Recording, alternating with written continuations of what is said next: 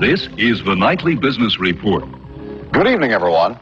The law of gravity hit Wall Street today and financial markets around the world, for that matter, as stock prices plunged even more than they did on Black Tuesday of 1929.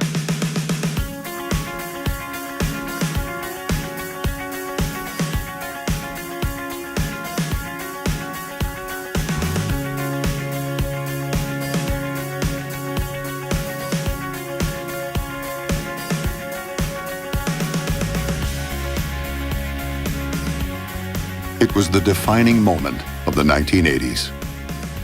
October 19th, 1987, the Dow Jones Industrial Average plunged 508 points, the largest single-day drop in the history of the stock market.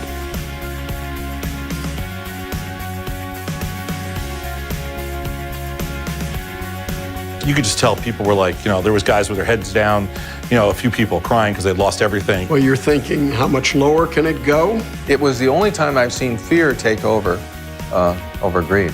I've often said that it was the most frightening moment in my life. There were a near record number of people gathering outside the New York Stock Exchange today to sort of witness history in the making. The world braced itself for another Great Depression, but it was Tuesday, October 20th, that the financial markets came within minutes of a total meltdown.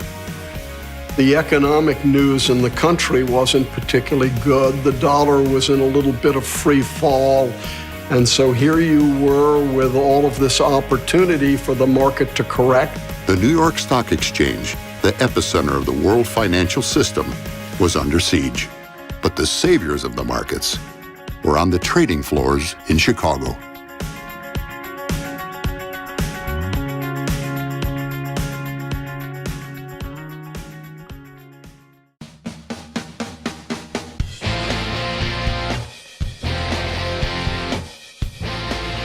The 1980s, America is flush with cash. Riding high on the boon of Reaganomics, displays of wealth are all too conspicuous, and the market is a raging bull. It was an incredible market. You have to remember, as traders, we couldn't care less why there was a bull run. I mean, the Cubs were in the '84 playoffs. There was, the city was up for grabs. We were all young. We were the house. We were the casino. Public orders would come in. They would sell to our bids, they would buy from our offers, and we made money from the space in between. So we all made a lot of money in the early 80s. We were young kids with way too much money. You could always buy puts and calls going way back in history at the stock exchange. But when the CBOE came about, that really created a market for options trading and hedging.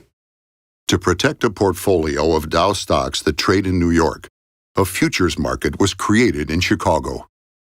Once they agreed, I knew we could do stock index futures, and I convinced Standard & Poor's, which was then its own corporation. Later it was bought by McGraw-Hill. I convinced Standard & Poor's to give us license to launch stock indexes, and that was launched in '82. The markets were wide. They were good. If you were like anything else, there was definitely a market to exploit. We were making money because you could kind of drive a truck through the markets, and there was a ridiculous amount of orders. We called it paper, but there was a ridiculous amount of orders at the time. It's the greed is good 80s. Everything is, money making hand over fist. Greed, for lack of a better word, is good. Wall Street's Gordon Gekko, based on maverick icon Ivan Boesky, harnessed the power of computers to become the most successful trader of the day. What computers have done for the world of trading, at least for the world of retail trading, is really unbelievable. The gap between institutional professional trading and retail trading was huge back in the 80s and even into the early 90s. As late as 1985, on the CBOE and the Pacific Stock Exchange, they would not allow you to have a computer on the floor. But by the mid-1980s, program trading was the dominant trading strategy on Wall Street. The idea was to give institutions and individuals, if they had enough money, a way to hedge a bet, as well as to create a portfolio of stocks in one sort of swift action, if you will, one purchase, one sale. By dumping $1 billion worth of stock into the market with the press of a button, a program trader could single-handedly lower the value of stock. If the stock was part of the Dow Jones Industrial Average, the transaction had the potential to move the Dow. So the Dow Jones Industrial Average represents an average price of a basket of stocks. In this particular basket, there are 30 different stocks, and each receives a weight corresponding to its price. So you're just taking the average of these prices for 30 companies. The Major Market Index is a group of 20 stocks that mirror the Dow. They're all very large stocks. You're looking at the IBMs and all the blue chips. This index trades at the Chicago Board of Trade. 17 of the 20 MMI stocks are also part of the Dow.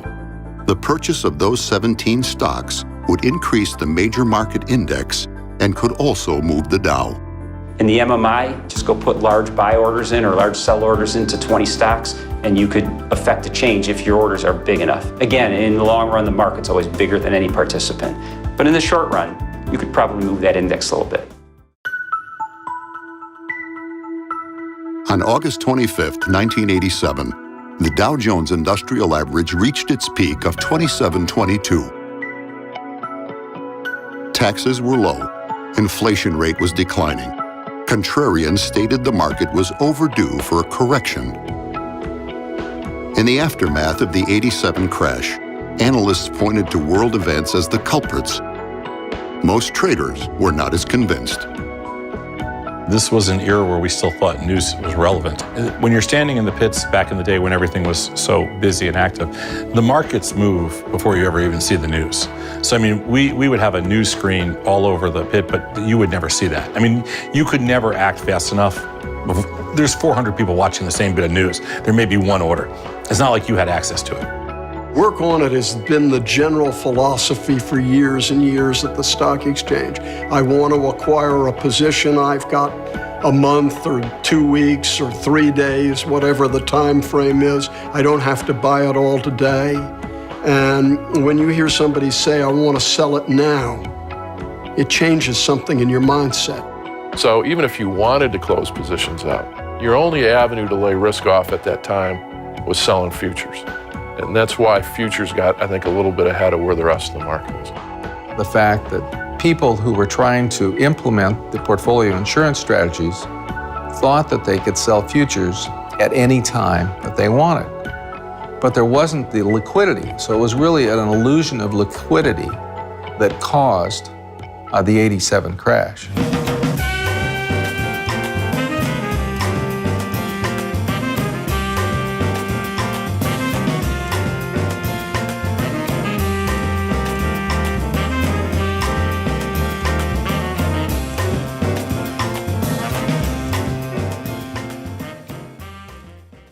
The stock market, we are told, is always delivering a message. The only trick is knowing how to read it. This week, the Dow crashed more than 235 points and set a bundle of other nasty all-time records in the process.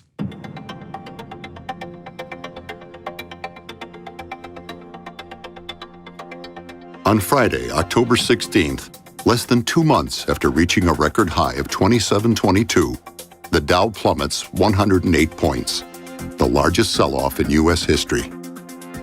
The Friday comes, market's going crazy. You got to remember, I think it was 1984 was the first time we ever had a $50 up day. Now we got a $100 down day. I mean, this is a huge move in the Dow. Oh my Lord, did they know what they were doing? Was there any opportunity to liquidate some of the positions so we're not carrying it in over a weekend? And everything is going crazy. They're talking about implosion. It's Expiration Friday. On October 16th, Expiration Friday was my biggest trading day ever. Biggest, and when I say, I don't mean money that I made. I mean number of contracts that I traded. I got there that morning at 2:30 in the morning. We're behind the gates where they first opened for the CBOE, and the doors would open at 6 o'clock, and then we'd be able to go in at 6 o'clock and put a card down where we wanted to stand. Put the card down at 6 o'clock, came back in, never moved the whole day. My Friday was probably the busiest day I ever had in my life as a floor broker. I couldn't breathe. I was backlogged with orders. I was just trying to fill any order I could, the best I could, and move on to the next order. It was, I used the expression organized chaos before. That was chaos with no organization. The broker standing next to me at one point had an order. He had one order for 25,000 cheap calls to sell. There was another order I remember that he had with like 11,000 calls to sell. I mean, like a ridiculous number. That Friday was, to this, through the rest of my career, was the most contracts I had ever traded in one day. I made a lot of money that Friday, but I was more concerned about what was going to happen for the rest of my life. And I had this bid in for this seat, 260 grand, that was going to be worthless. I think that day, all of us that traded in a certain area of the pit probably traded the most contracts we've ever traded. And like screaming my lungs out, I think I saw pieces of lung fly out. Many investors believe the bottom of the market has finally been hit. They're wrong. We were going to Vegas that Friday night. This is how crazy it was. We're drenched in sweat. We never left the floor. We had our bags packed upstairs. And remember, you're 20, what was it at the time? Maybe 87. So that's 25 years ago. So I'm like not even 30, okay? And I'm sitting there on my way to Vegas, and you're not giving up your trip to Vegas. And then the plane was leaving at like 6 o'clock, and we weren't sure if we should go or not. And then, being the people we were at the time, we decided to go. We knew something was going on that weekend and something was bad, and we weren't scheduled to come home till Monday. Because we had a good day Friday, it was a good week. But we weren't scheduled to come home till Monday, and Sunday in Vegas, I was sitting there with a buddy, and we're at Caesars, and we looked at each other and go, we gotta get home. It's come Sunday, and talking with Tom, and we decided, it's something's not right. It just didn't feel right. 15 minutes before the opening bell on Monday, October 19th, the New York Stock Exchange is bombarded with sell orders. We came in and we were absolutely convinced they were going down. $500 million worth of stocks are sold instantaneously. So on Monday, I come in flat. I have no positions, and the world is in chaos. JP can't buy them. 5 evens are trading, 6 evens, and 7 evens are trading. 8 evens are trading there. JP with Merrill Lynch coming in buy side all the way up from 95 up to the figure 05. Stocks open 10% lower than Friday's close. Everybody wanted to sell. So that meant some well-known companies couldn't even open for trading for hours. Exxon, the world's biggest oil company, didn't begin trading for nearly 2 hours after the stock exchange opened. IBM was an hour and 15 minutes late. Shares of Walt Disney couldn't even begin trading until 11:12 a.m. It all hinged on New York Stock Exchange. I mean, in today's world, we have electronic trading, so we don't rely on any one exchange for that. But back in 1987, it was all done manually through the specialist system, and there was really no other way to get those stocks open. Market opens at 8:30. We never really get to trade because we go through an opening rotation. At that time, it wasn't all electronic or anything like that. We actually had to go through the strikes line by line by line. They had never done this before. It would take a half an hour to do just one call. But we were all complaining, and then probably an hour into the trading day, everything reversed. 2 opening rotations, and brokers were just saying, make me a market. They didn't care what it was. They said, just make me a market. We were quadruple wide or triple wide, meaning that the markets, could be like $5 wide or something like that. It was, and let me tell you something, guys weren't making markets. I mean, everybody standing in the pit was making a market, but sometimes the broker didn't want to hear the market that they were given. I mean, we were stressed operationally, we were stressed everywhere. There were no automated execution systems. People trading stock against their options positions would talk to a clerk who would hand signal to a post to trade stock. They were swamped. 25 years ago, buying a stock was not an instantaneous process.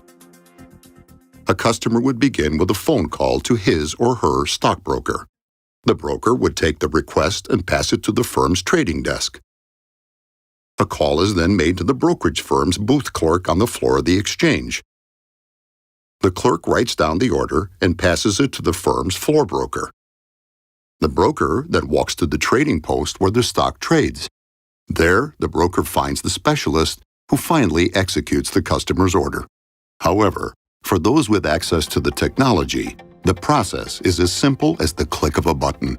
On Monday morning in New York, thousands of computer programs are triggered. selling billions of dollars in stock from around the world. The sound of the dot machine sounded like a machine gun, particularly when volume ratcheted up. Everybody had to liquidate anything. There was a panic going on, and if you had an asset, it had to be sold. So that, while gold was a flight to safety on Friday, it was liquidated on Monday. By 10 a.m., sell orders had reached $1 billion. Computers on the exchange floors could not compete with those of the arbitrageurs. Grand selling taken to the ultimate art form as Wall Street's very biggest players stepped in and unloaded multi-billion-dollar blocks of shares. Once again, we're figure even bid here now. Oh, I was quoting $10 wide. Figure even bid here now, guys. Once again, figure bid at 05. Oh, even bid, that's an 1100 bid at 05 even offer here. 5's trade. 7 evens are trading. Guys, once again here, guys, 7 evens are trading. Look at the VIX up to 38. 7 even bid here now, guys. Once again, 7 even bid here now. The volume of orders overwhelms Wall Street's machines. There were institutional orders coming in, sell 10,000 shares of XYZ and sell it now. And anytime you heard sell it now, it set off a brain wave in you that said, oh my golly, if it's 10,000 out of this person, what's coming behind it? So there was a lot of fear and trepidation. Remember, if you trade in the OEX pit, there's no hedge.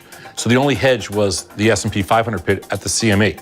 And the S&P 500 pit, the markets were like $100 wide. The OEX relied on the New York Stock Exchange. And when the New York Stock Exchange wasn't orderly, the OEX couldn't open in an orderly fashion. The designated order turnaround system on the New York Stock Exchange stalls repeatedly throughout the day. Everything was a nightmare. I mean, I had spent years and years as a broker prior to this, so I had a lot of feeling for my friends that were brokers. They had stacks of paper this high, that orders that they were trying to get filled. None of the electronic systems were working. Nothing was up and running. Everything it was just a disaster. It was a total disaster. 112 million shares are lost in the system.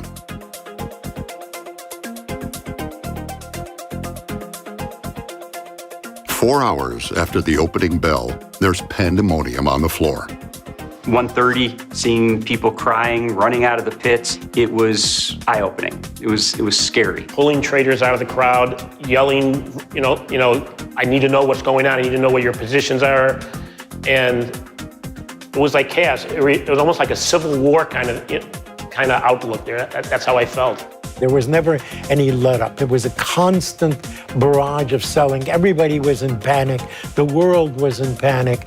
And whether you were in the stock market or not, you wanted to sell something, anything.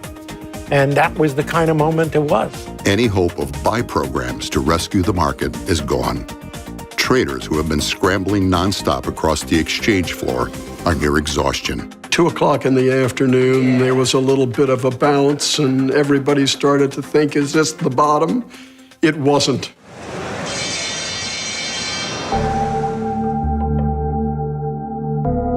The 7-hour massacre ends with the Dow finishing down an inconceivable 508 points, 5 times greater than the record set on the previous Friday. To the end, market analysts are steadfastly refusing to even mention that word crash to describe what's going on right now. Instead, they like to look at it as a correction that still has to work itself out. The market loses 22.6% of its value in one day, twice the percentage than any previous day in history, including the crash of 1929, the day that prompted the Great Depression.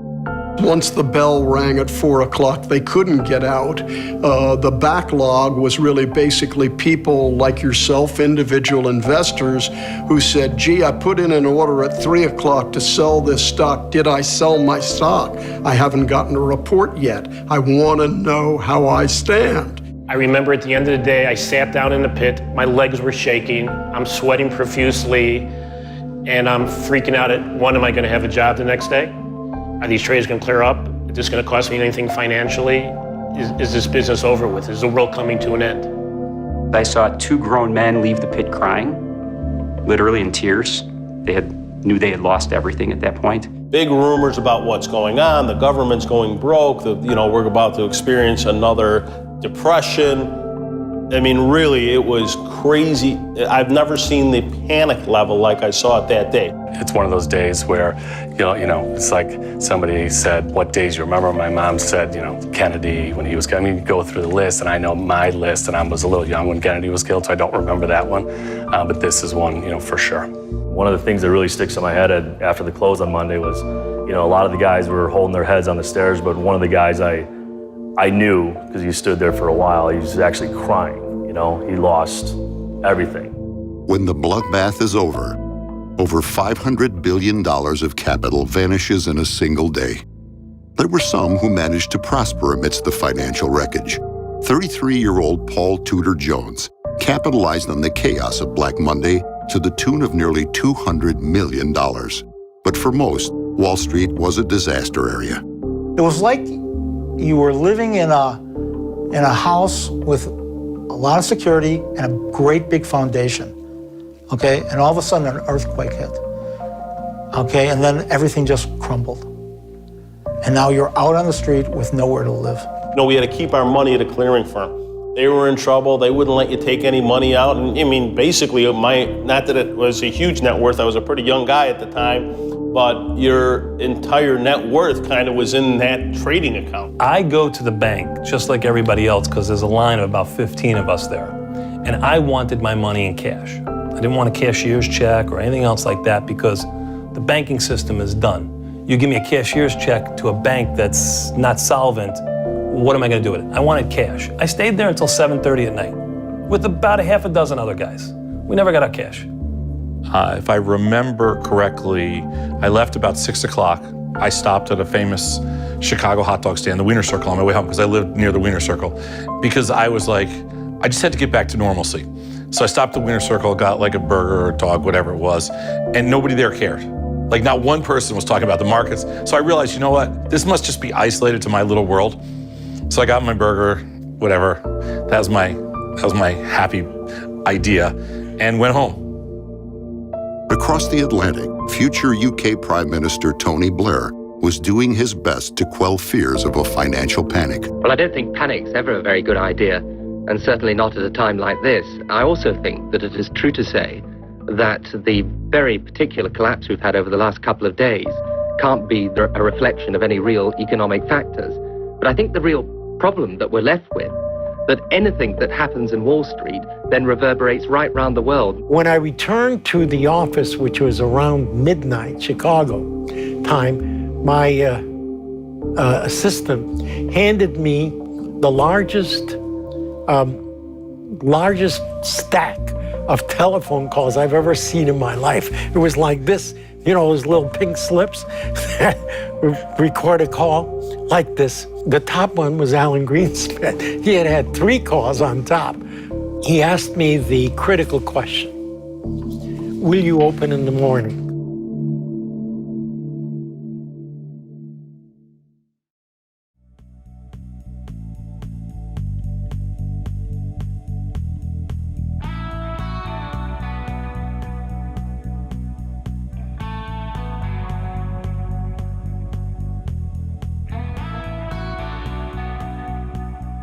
The next day we couldn't sleep at all. I went back to the exchange the next morning at 2 in the morning. There was 50 people there. 2, 3 in the morning, it was jammed. We never opened pretty much the next day anyway. We were going through opening rotation for the next day.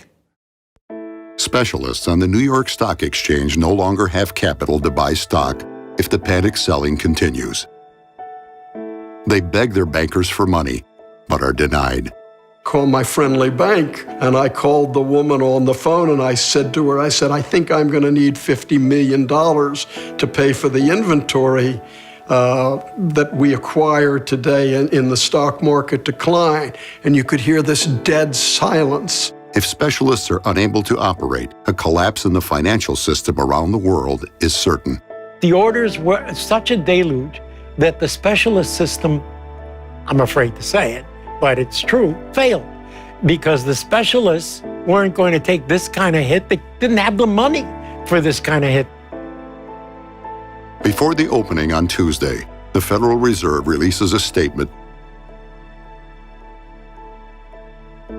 And and they called the banks and said, you've got to loan these market makers the money so they can pay for these positions. Before the start of trading, the CME Clearinghouse collects margin payments from members to cover Monday's losses. Because 2 CME Clearinghouse members had not received payments, fears emerged about the solvency of the CME. On the CBOE floor, normally you hear this really loud, it's open outcry. So you hear this huge amount of noise nonstop, everybody screaming. This was just arguing.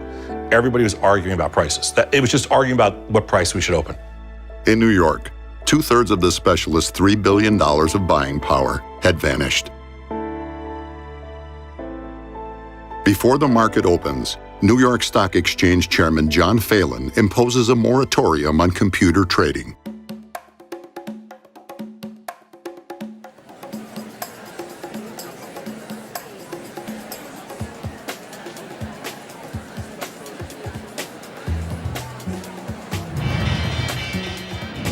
The market opens. 7% of stocks are closed for trading.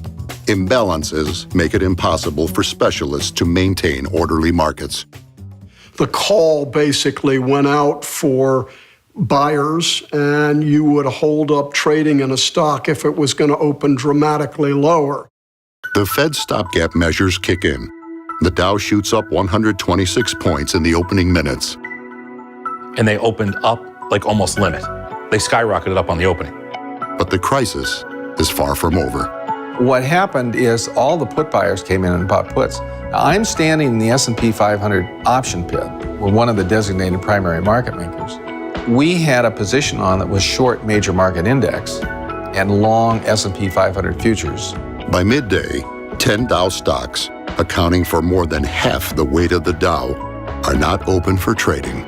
So the banks were getting extra credit for whatever they needed, and the specialists too, but the specialists were afraid to use it because there was no bottom in sight. And so if there were no buyers, what are they going to use this money that they're going to have to pay back someday when it was like throwing it out? The role of a specialist is to stand there and provide match buyer and seller, and when buyer and seller aren't there, to provide liquidity so the price swings don't get too wide. For refusing to buy stock from incoming sellers, some specialists are not acting as the buyer of last resort. But yes, buyer of last resort, and yes, realizing that the stock exchange and the SEC were the regulators of last resort as well, and they were going to be all over us if we didn't perform. We really couldn't trade. Positions or no positions, good amount of capital or not, it didn't matter. They were panicked. At that time, the rumors of that in fact the market was going to close, that New York was going to close, and more we heard that the Chicago Mercantile was going to close. The New York Stock Exchange, the heart of the world financial markets, was about to stop beating. I think that would have sent a very, very bad message to not only public but institutional investors that if you can't keep the marketplace open, it'll be even worse the next day, the day after that. So I think the idea was keep the exchange open, rotate around as they do in the options markets and other markets, and see how many stocks you could keep open and keep trading and see if they'd stabilize. The Fed's strategy has failed. There is an absence of buy orders. You're frustrated the whole day because, I'll explain why. Because you're standing there on one side of the pit, and on the other side of the pit, they open up some puts that are $200 higher than they should be, and you're willing to sell them $100 or $200 lower, and you can't get any of them. The clearinghouses would not let you trade.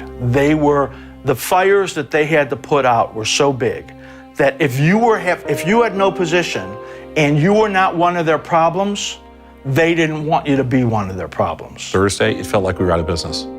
Like it felt like they were just going to shut the exchange down because there was no business. The fear spreads to the Chicago Mercantile Exchange. The market, just like in New York, kept going down and down, and I didn't know how and when or whether it would stop. The New York specialists widened their markets to the point where I saw stocks that were $40 bid offered at $50, but we're open. What would you like to do? Well, as someone comes in, a broker comes in and says, I'd like to buy these 40 calls, our question back to them was, which is rude to answer a question with a question, was, what's the market? Where is the stock trading? You tell me where the stock is, I'll tell you what the options are worth. So to me, I was pretty scared that this thing looks like it's melting down. And that would mean that at the CME, if we're still open, we're going to go to zero. We're going to go to zero. If we go to zero, it's the end of the world, and we'll be blamed for being zero. It was quiet. It was quiet on the CBOE floor too, but there was a lot of arguing about prices. So I needed a respite while the New York Stock Exchange is making the decision. I was on the phone around noon with John Phelan, and he said to me he just finished talking to the president, and they are considering closing the market. So I tell the firm, I said, send somebody over to the library to find out what has happened on previous trading halts. And we have 19 people in the firm. We're at war. And I'm telling our firm to send somebody over to the library. At 11:15, the Merc is shut down. MMI futures, already at historical lows, plunge even further when options trading at the CBOE is halted. A few blocks away, the Chicago Board of Trade is still open. Here, MMI futures contracts are being traded. Finally, so the rumors persist. It's 10:30, it's 10:45. Finally I say, be long on the halt. We want to be long on the halt, no matter what. On the New York Stock Exchange, specialists demand that the entire exchange close and reopen 500 points lower. And the reason a lot of the stocks weren't open is because they couldn't find buyers. The specialists had bought all they were willing to buy or able to buy based on whatever their capital was. And the fear was, once you halt the market, which was unprecedented, that the market could drop and go, another 1929 here. And the market was closed for about an hour and a half. So there was no broker taking independent business in the major market index that mirrored the Dow. So I personally had to go over and trade in that pit. With the New York Stock Exchange braced to shut down, the Chicago Board of Trade stands defiant. A broker realizes I'm the only buyer in the pit. There are 20 people. I'm the only guy that has a tendency that I will buy something. At the Chicago Board of Trade, a rise in the MMI creates the most incredible rally in the history of the financial markets. You're always a buyer and always a seller. There's always a place you buy and sell. So I tell them 285. I mean, it's just traded 290. They're trading, there's maybe a 288 bid, but they know that's not really real. So I give him a 285 bid. He says, you own them. And I go, I think they trade 287, 288, 289. He says, I'll sell you another 50. I buy another 50 at 285. They trade 290, 295, and that occurred 3 minutes after the Merc had shut down trading. That trade occurred. So what happens the rest of the day? It just goes straight up. With an influx of 150 contracts in the major market index, the MMI rises. Since the MMI is so thinly traded, it soars from a discount of 60 points to a premium of 12 points. Or if the stock was at a discount, which was what happened in this case, they could buy the stocks and they could sell the futures. At the time, the MMI is the only major index still trading. With each point representing about 5 points in the Dow, this was the equivalent of a 360-point rise in the Dow Jones Industrial Average. It reaches a point where a huge profit could be made if the Dow stocks they represent are available for purchase on the New York Stock Exchange. And that caused the stocks to reopen because suddenly there were buyers. All eyes in New York notice the rally in Chicago. Traders demand to buy the Dow stocks that are represented in the MMI. If I know that the MMI stocks are trading at a 60-point discount to the future, I'm buying stocks and selling futures until that relationship comes back into line.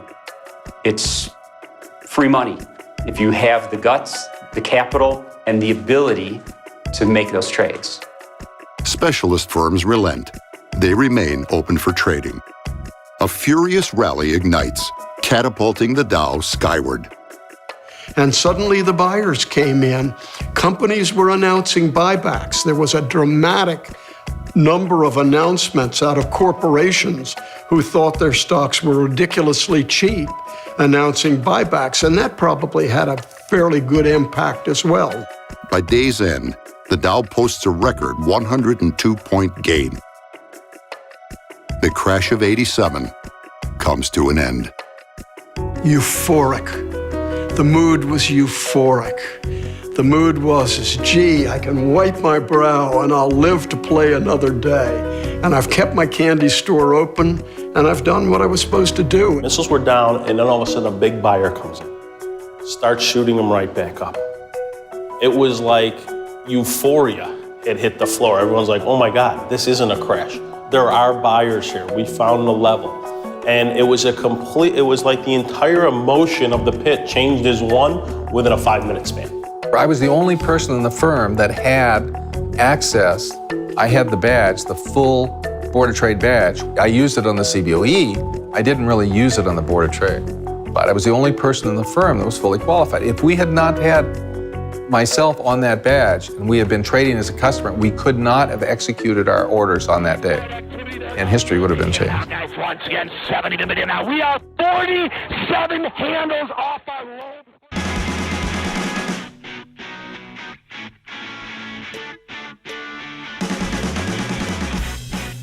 On October 20th, 1987, at 11:23 a.m., a market meltdown was averted with the purchase of 150 MMI contracts. The rumors were even more prolific after Tuesday, when everybody was trying to figure out who the buyer of last resort really was. Was it the Fed coming in? Was it some major bank coming in? Was it some bright individual mutual fund that came in and said, this is the place where I'm going to stand up and commit my capital? We knew there'd be a lot of finger pointing and that we were in for a battle of our lives in terms of were we the bad guys or the fall guys or not. But at least we knew that the world didn't end.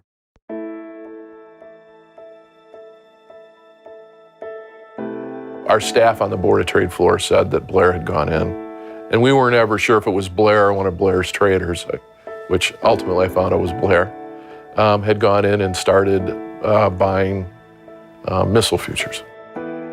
I was in the right place at the right time.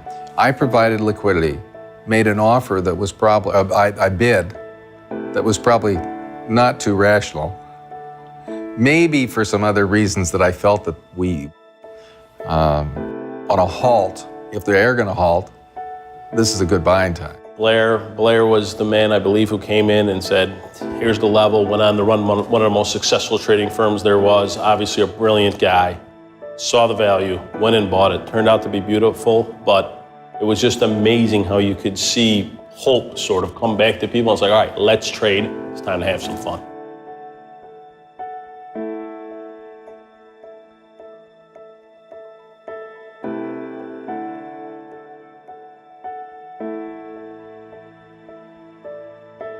Things kind of stabilize a little bit. We actually start rallying into the rest of the week. That seat that I bought for $260,000 is now back to $360,000 in a couple of weeks, and it never sees that price again for about 15 years or so.